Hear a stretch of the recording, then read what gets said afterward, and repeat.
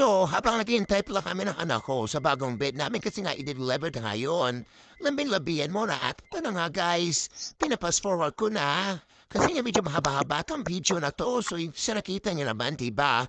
Napagawa lang kami ng king size kasi nga napakahirap din naman maghanap sa mall o kahit saan ang king size kasi nga kadalasan is queen size. So ayan, pinaplex ko lang, sobrang ganda, sobrang tibay ng bed. So nakita tapos pala nila in-install dito sa kwarto at nilagyan ng food sa nakikita niyo naman, diba? Ang tiba niyan guys, promise.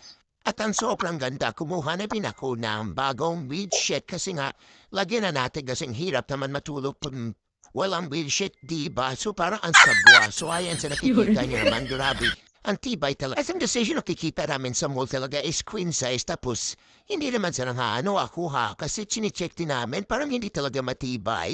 Totoo kaya naisipan na lang talaga namin imbis bumili sa mall. Eh kahit naman anong libot namin dun sa loob ng mall o kahit saan pa wala naman talagang king size. Kasi nga sabi ng mga nagtatrabaho rin bira talaga makakita ng king size. Kadalasan lang talaga is queen size.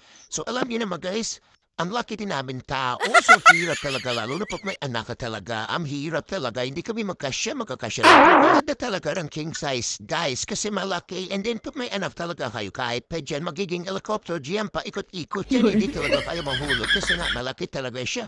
Kaya nga yun, ang sabi ko nga, nagpagawa na lang talaga kami kasi wala talaga, hindi din kami makahanap. Halos nalipot rin namin yung mga bowl, mga hardware, kung ano-ano pa, wala talaga. So ayan, worth it naman kasi ang ganda lahat, tibay, sobrang tibay lang. Yung malaga naman talaga yung matibay yung bed. Kasi nga, diba, hindi naman natin inaano, minsan ka lang talaga makahanap na, alam mo yung legit. So, mabuti na tong ganito kasi nga, panghabang buhay na din, o di pa. At nagpalit na din pala ako dyan ng mga pillowcase kasi nga medyo, alam niyo naman, patakala din hindi ako nakatupalit. Medyo bukati naman sa balat eh. So ayan na nga, kita niyo naman yung anak ko, diba? Enjoy niya talagang pagkatapos ko pala magpalit na, kumuha na din ako ng walis at minalisan ko na din yung ilalim na bed namin kasi nga ang daming alikabok. So ayun na nga. At matapos pala guys, so ito na pala yung bed namin. O diba sa nakita niyo, sobrang tibay. Ang laki lang talaga ng king size, yes.